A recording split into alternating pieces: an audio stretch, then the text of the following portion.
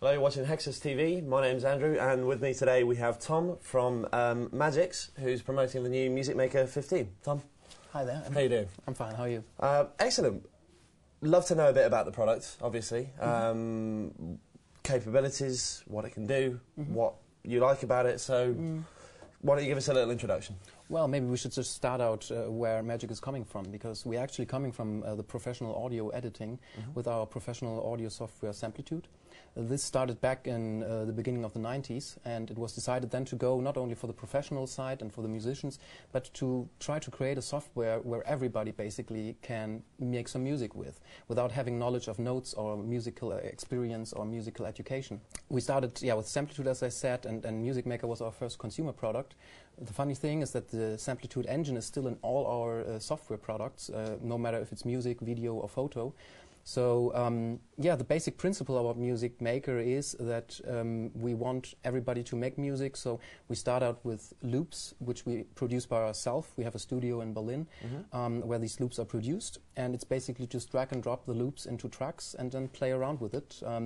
You can get a whole lot of loops from us. We have something called out, for example, called Sound Pool Collections, which is basically a DVD full of MP3s in different styles that you can get. And then it's basically to play around with it, start making music.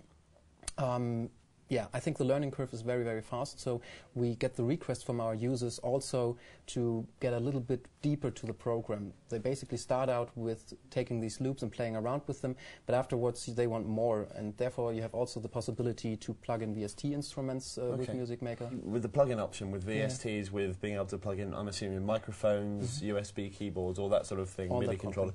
So not only do you have a very, very large bank of thousands of drum loops and guitar riffs and different intonations that you can have, but also you now have what is basically a studio capability.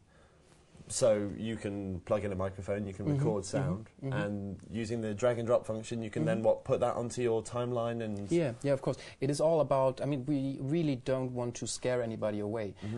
We really want to try to give also kids, for example, the chance to try out to make music themselves without playing an instrument. Of course, it's nice when you play an instrument, and therefore we also want, to have the possibility to play in these instruments and also work with them. You can, of course, not, there will be a certain boundary at a certain point that you cannot get further. I mean, if you really want to do a master a CD, you can go very far with the product, but then, of course, you should go for the more professional software. We have the bigger brother, if you like, of Music Maker is called Music Studio, which then is a little bit more for bands, a little more appropriate if you have a band and want to really do a master with it. But you have enough possibilities to get really, really far when you begin with making music. So is it fair to say that you can extend on the Music Maker software by getting plugins, adding certain aspects like beatbox and drum loops and MIDI controls? You can almost sort of building block and increase the usability of the program. I would always say that I would always start at the beginning, of course, with the whole drag and drop thing, because just taking the loops and listening to the loops, you have also, the loops are in different keynotes, you can get them at different heights, so there's already a little bit of editing possibility. But after that, I would always go then for the MIDI editor, for example, or for, of course, you have also mastering possibilities at the end. Then, for example, if you have a guitar loop, you can put a wah-wah effect on the guitar at the end, so you really can make it sound very dirty and stuff like that.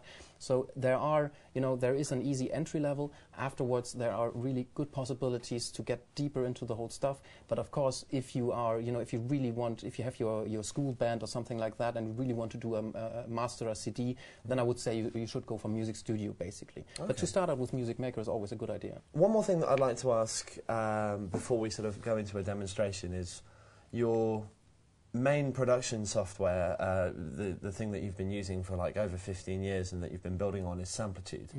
How much of Samplitude is in Music Maker? What's been stripped down, what's been left in, etc.? Because that's your main engine. Yeah, it is. It is. Samplitude is in all our products, all our consumer products. It is the main engine for our photo, video, and music software. So Samplitude is the core of our consumer products, if you like. What you still have in there, and I think our big advantage is that we always can test certain functions or certain possibilities, certain instruments, certain engines, machines, drum machines in our professional software, and then see is this easy to understand also for the consumer market? Can we just embed that into the music maker? Or do we do we need to make it a little bit easier to access for the consumers? So we have always the possibility, because of our experience from the professional market, to take these things and prepare them for the consumer market and actually use them. We have things like Beatbox 2, for example, or Robota, which are drum machines which are embedded or which are off Samplitude and now are in the music maker. So I think it is always, we need to always try to find out, can the consumer, can they use it as easy as it should be for Music Maker? And if they can, then we will embed it. And then we have a certain quality, of course, in our sounds, which comes from the professional side of our software again. A couple of facts about Music Maker. What separates this from any other program that's out there at the moment?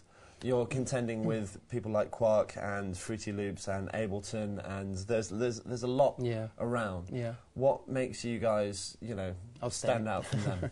I would say it's a whole package. I would say it is the easy entry for everybody.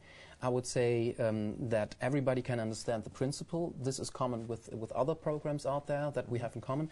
But then we can really offer a certain depth into making more professional or getting more professional sounds. I think that is our big advantage, because we have these possibilities from our professional line that we can embed it in our consumer line. And therefore, I think we have a lot of more experience in years and also in depth compared to other companies. Brilliant. So Tom, thank you very much for coming over. It's been lovely talking to you. We're actually going to test out Music Maker entirely now. So check back on Hexus TV very, very soon and have a look at what we got.